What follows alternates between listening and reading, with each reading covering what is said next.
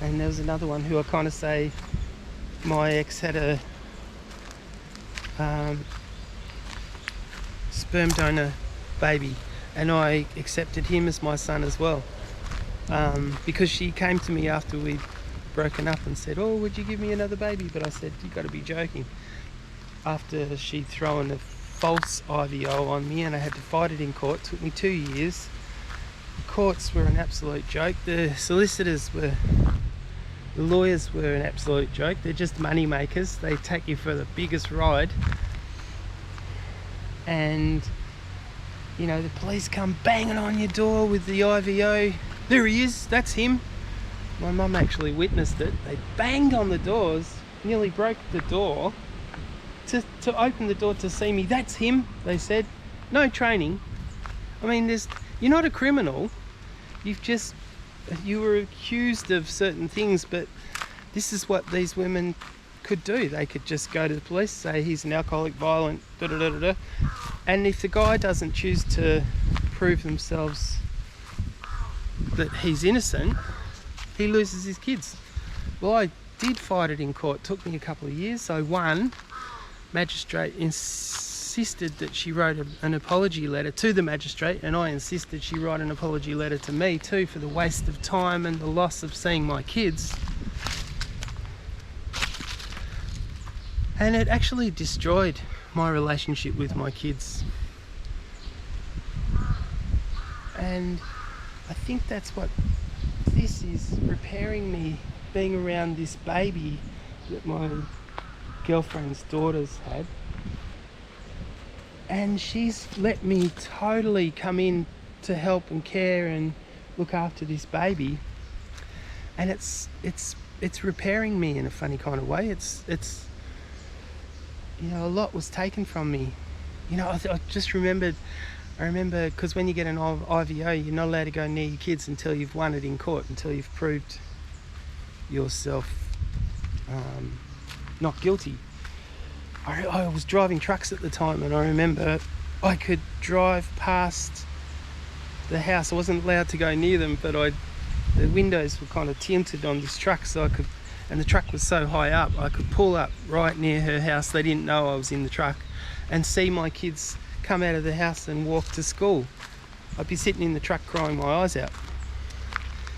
But then I'd just waddle off and get back to work. But, you know, I know there are a lot of bad guys out there, but the good ones that go through this really didn't deserve it, and terrible time. And it's, you know, years later, it's, you know, my kids are 18, 20 years old now. Years later, it's affected not only myself, but my relationship with my kids. They won't talk to me much anymore. Sometimes they'll reply to a message, or I'll go and see them. I usually see them every Christmas, or I try and just, but they make no attempt to contact me. Anyway, you can ramble on about this, a lot of guys do. It's heartbreaking for us, but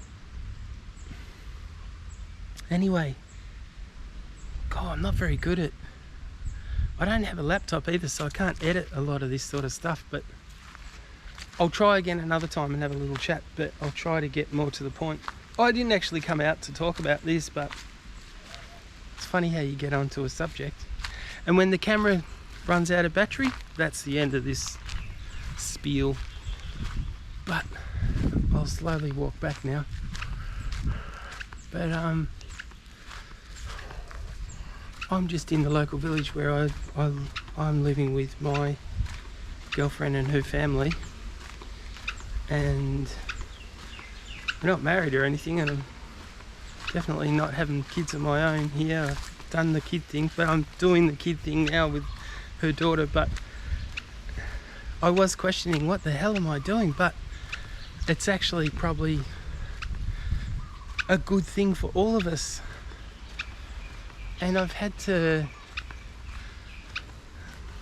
get past her daughter too. Her daughter's started to accept me more, and I think she understands, and she can see that I've got a fair bit of experience, because I did have my kids when they were babies, and I had to look after my kids when I won, after the court case I won. And you have your half holidays, so I have got a lot of experience with kids too. And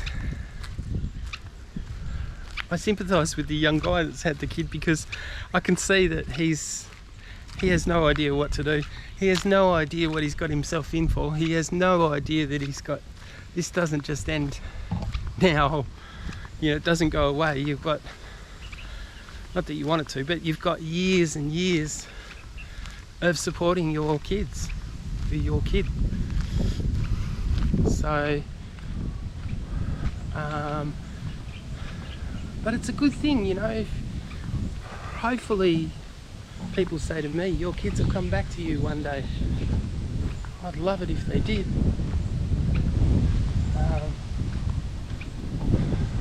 They're always welcome back in my life.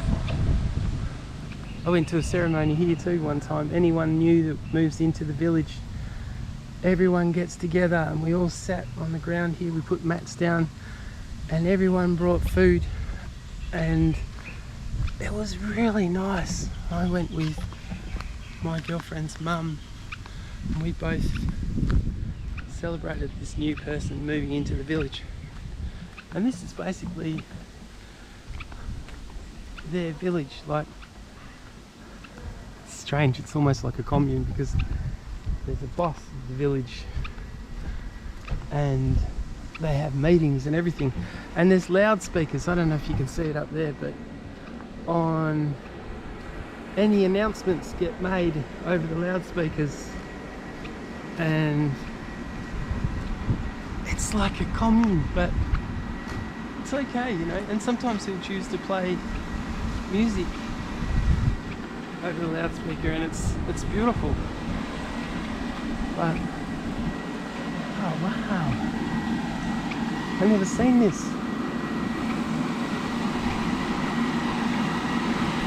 What do you come? Hello, go have a look. It's okay. Wow. Oh, wow.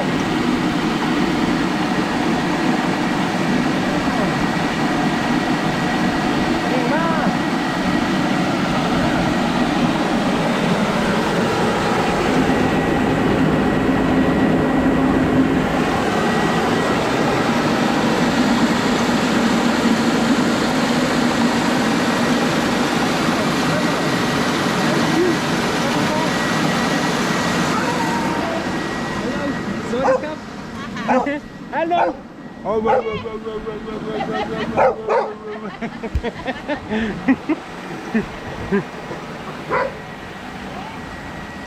They're good dogs, really. They look after their owners. But at night, you got to be careful. There's packs of dogs here. It's typical Thailand, and you really got to watch yourself at night. Oh, you can hear something in there. Oh, there's chickens. But yeah, I like this little village. It's quite good. It's got a good feel to it. A lot of houses, a lot of abandoned houses. A lot of opportunity. This is where the boss holds all his meetings, in this building over here. And when there's a war, like we're right near Cambodia border, Kampuchea border is 10 minutes away from here. And all the borders closed now, of course. But we had to evacuate from here a few times, which was awful. We had to stay in schools a long way, 2-hour drive from here. Stay there for weeks, sleeping on the hard concrete floor. It's terrible. But yeah, anyway, they hold big meetings here and they issue people with food and blankets and everything, because all the shops and all the supplies get shut down around here, so you can't get supplies. So you're forced out. You're forced. One person each house can look after the cows, cattle, or whatever they got to look after here. Some of the poor animals don't do very well because they've got no one looking after them.